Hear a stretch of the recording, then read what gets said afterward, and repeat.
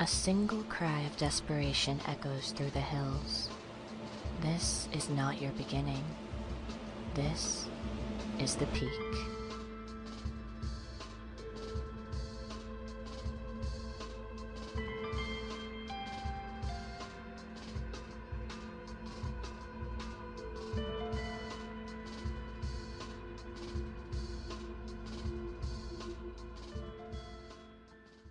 Welcome, listeners!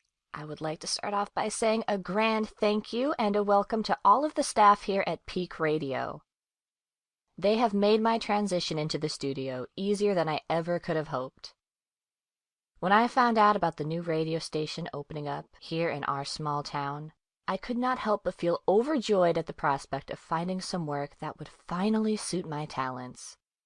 But now the station is up and running, and here I am. So yes, thank you to those who have welcomed me, and thank you to those who have yet to welcome me, but surely will.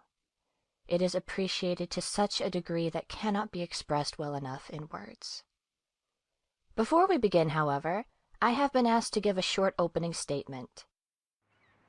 We are alone. There is nothing left in this world but us. We urge you not to leave the town, as the dangers of the void exterior to our safe haven in these mountains that are of questionable existence are insurmountable. This is your home. You have always been here. Why would you have to leave? Why should you leave? What do you hope to achieve in the act of leaving? There is no use. It is futile. Everything is futile. The birds, the trees, the life, your own existence is naught but nothing in a never-ending tide of change, change that makes up our world. The peak. This is your home. Today it was made known to us here at the Peak Radio Show that there has been a town-wide problem with water this week. Ah, water. We all know about it, don't we? That glorious liquid that cascades from the heavens every now and then in the annual melt of the mountaintop snow, or as it trickles from our taps into empty glasses to remedy that age-old problem of emptiness, as no glass deserves to be empty all of the time. Water. The life-bringer. The epitome of brilliance in liquidated form. And this week, it has been problematic. Yes, water has been disappearing by the bucket load from the official Peak water reserves. And where it has gone, nobody knows. At first, a leak was suspected from the main tank, but after no leak was found, scientists seemed stumped. It was only until yesterday that we did not understand the true nature of this bizarre occurrence. The caretaker of the reservoir, a single-aged man named Richard Brines, said that he heard a deep-set groaning throughout the night, a sound that he had heard once every few nights when the water had disappeared. After going to investigate, Mr. Richard Brines noted that there was a rippling at the very bottom of the water tank, and not the normal kind of rippling that water could achieve when under torchlight. No, this was the ripple of something different. According to the investigative scientists that were sent to research the water, it is in fact a hole in the fabric of space and time. We do not know yet what is on the other side of this mystery hole in the fabric of the universe, only that it appears to exist and that the water seems to be falling out of it, which would imply that there is an area that is without water on the other side. We shall be sure to bring you more on this story as the story unfolds, but first, a word from our sponsors. Public transport is good. Public transport gets you from one place to another. But do you know what's better than public transport? Private transport. Private transport allows you to get from one place to another as well, but instead of having to share your transport with the public, you can use it privately. For a small extra cost, you can go from place to place completely alone. Completely alone with a taxi driver. Completely alone with someone you don't know. Completely alone with the unknown. Completely alone. Old Uncle Al's Taxi Rank. Private transport.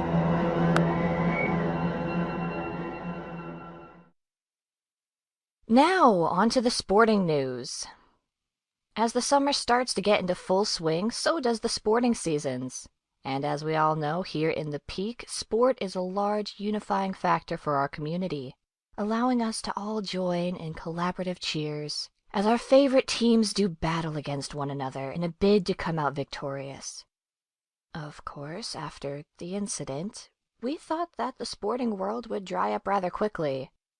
On the contrary, however, it is thriving. Even though the size of the Peak is rather small, all of our individual boroughs now have individual sporting teams, and this is the first year that we will finally see the teams be pit against each other. Already this week we have seen the first game of the soccer championship, and boy did it go off with a bang. We were faced with the meeting of the Liach District Lizards and City Central. After a long 90 minutes, the latter of the two managed to snatch victory 2-1, the eventually grueling match coming to a close as most people had expected it to, with the whistle that had been placed between the referee's lips being blown. It was a great kickoff to the sporting season in the Peak, and I personally cannot wait to see the sporting ventures later on in the month. Speaking of which, here is the upcoming schedule. Wait, hang on one moment, listeners. It appears we are being told some breaking news. Do you remember the story from earlier? The one about the water disappearing through the time-space portal to another dimension? Well, it appears that a scientist has volunteered to dive down and swim through the crack in reality. We have not been given the name of this brave soul, but we know that he has extravagantly perfect hair that will surely be missed in this mountain community. It is unknown what will happen to this perfectly haired man, but we shall send our thoughts and feelings down with him into the never-ending tide of the stream that he has volunteered to send himself down. In other news, here's the traffic report.